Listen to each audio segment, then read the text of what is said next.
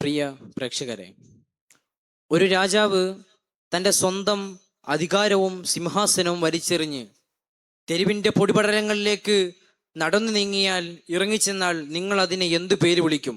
ഭ്രാന്തെന്നോ? എന്നാൽ ചരിത്രം അദ്ദേഹത്തെ വിശേഷിപ്പിച്ചത് സുൽത്താനുൽ ആരിഫീൻ, അതെ, ജ്ഞാനികളുടെ രാജാവ് എന്നാണ്.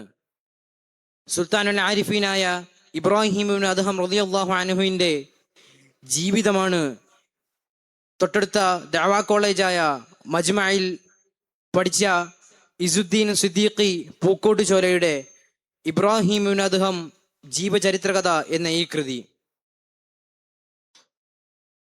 അതായത് ലോകത്തിൻ്റെ ആഡംബരങ്ങളെ വിട്ടെറിഞ്ഞുകൊണ്ട് അള്ളാഹുവിലേക്ക് മാത്രം തിരിഞ്ഞ് ജീവിച്ച ബഹുമാനപ്പെട്ട ഇബ്രാഹിം ഇബ്നു അദ്ഹം റളിയല്ലാഹു അൻഹുവിൻ്റെ ചരിത്രങ്ങളും സംഭവങ്ങളും ഈ ബുക്കിൽ നമുക്ക് കാണാൻ സാധിക്കുന്നുണ്ട്.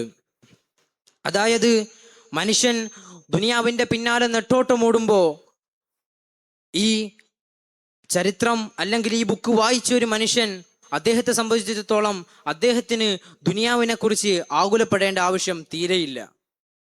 ഒരിക്കൽ ബഹുമാനപ്പെട്ട ഇബ്രാഹിം ഇബ്നു അദ്ഹം റളിയല്ലാഹു അൻഹു ഒരു കടൽ തീരത്തിരുന്ന് ഒരു തുണി ഇങ്ങനെ തുന്നിക്കൊണ്ടിരിക്കുമ്പോൾ ഒരു സുമുഖനായ ചെറുപ്പക്കാരൻ ബഹുമാനപ്പെട്ട ഇബ്രാഹിം ഇബ്നു അദ്ഹം റളിയല്ലാഹു അൻഹുവിൻ്റെ അരികിൽ വന്ന് പറയുന്നുണ്ട്: ഓ ഇബ്രാഹിമേ, നിനക്ക് തീരെ വൈകിട്ടില്ല കേട്ടോ, നിനക്ക് തിരിച്ച് ബൽഹിലേക്ക് പോകാം, നിന്റെ കുടുംബക്കാരെ നിന്നെ അവിടെ കാത്തിരിക്കുന്നുണ്ട്, നിനക്ക് അവരുടെ അടുക്കൽ ചെന്ന് നിന്റെ ഭരണം വീണ്ടെടുക്കാം, നീ തിരിച്ച് ബൽഹിലേക്ക് പോകണം.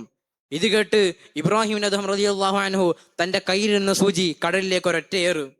എറിയേണ്ട താമസം അതാ നിറയെ മത്സ്യങ്ങൾ ആ കടലിൽ നിന്ന് പൊന്തി വരുന്നു.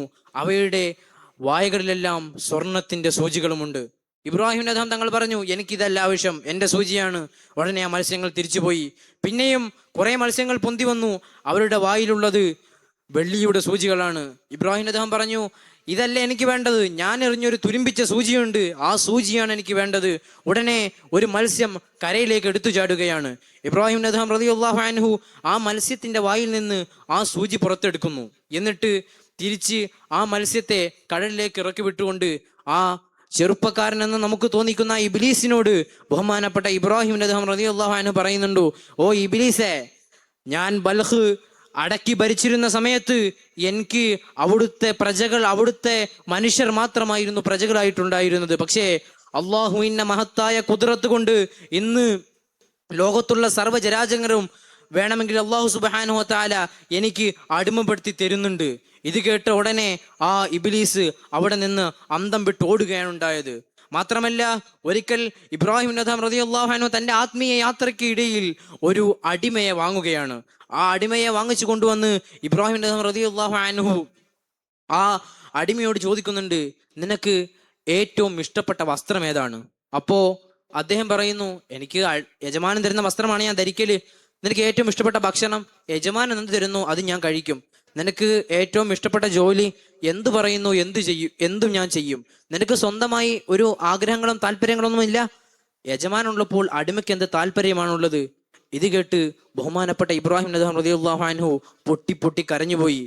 എൻ്റെ യജമാനനായ അല്ലാഹു സുബ്ഹാനഹു വ തആല എനിക്ക് നൽകുന്നതൊന്നും തൃപ്തിപ്പെടാതെ ഞാൻ എൻ്റെ ജോലിക്ക് വേണ്ടി ഒരു അടിമയെ വാങ്ങുകയോ? മോനെ, നീ ഇന്നു മുതൽ നീ സ്വതന്ത്രനാണ്, നിനക്ക് ഇവിടുന്ന് പോകാം. എന്നിട്ട് ഇബ്രാഹിം ഇബ്നു അദ്ഹം റളിയല്ലാഹു അൻഹു പൊട്ടി പൊട്ടി കരഞ്ഞത് വായിച്ചപ്പോൾ തീർച്ചയായും ഞാനൊന്ന് പകച്ചുപോയി. നമ്മുടെയൊക്കെ അവസ്ഥ എന്താണ്? കിട്ടുന്ന സൗകര്യം പോലും അത് നമുക്ക് തൃപ്തിപ്പെടുന്നില്ല. മറിച്ച് ഒരു 100 രൂപ കിട്ടിയാൽ 200 രൂപ കിട്ടണം, ഒരു 500 രൂപ കിട്ടിയാൽ 1000 കിട്ടണം. അതായത് ആർത്തി മൂർത്തോടുകയാണെന്ന് ലോകം. ഇതാലോചിച്ചപ്പോൾ ഞാൻ ആകെ പകച്ചുപോയി കേട്ടോ. എന്നിട്ട് ബഹുമാനപ്പെട്ട ഇബ്രാഹിം ഇബ്നു അദ്ഹം റളിയല്ലാഹു അൻഹുവിൻ്റെ ചരിത്ര പുസ്തകത്തിൽ നമുക്ക് കാണാൻ സാധിക്കുന്നത്, അല്ലെങ്കിൽ ഇത് വായിച്ചൊരു മനുഷ്യന് ഇതിൽ നിന്ന് മനസ്സിലാക്കാൻ സാധിക്കുന്നത്, ലോകത്തിൻ്റെ സുഖലോലുപതകൾക്ക് വേണ്ടി നെട്ടോട്ടം ഓടി തളർന്നവർക്കും ആത്മീയ യാത്ര വേണമെന്ന് ആഗ്രഹിക്കുന്നവർക്കും ഈ ഇബ്രാഹിം ഇബ്നു അദ്ഹം റളിയല്ലാഹു അൻഹുവിൻ്റെ ജീവിത ചരിത്രം വലിയ ആശ്വാസമാണ്.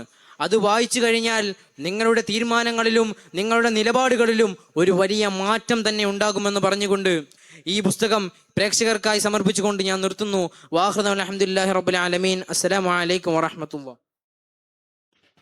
Book talk.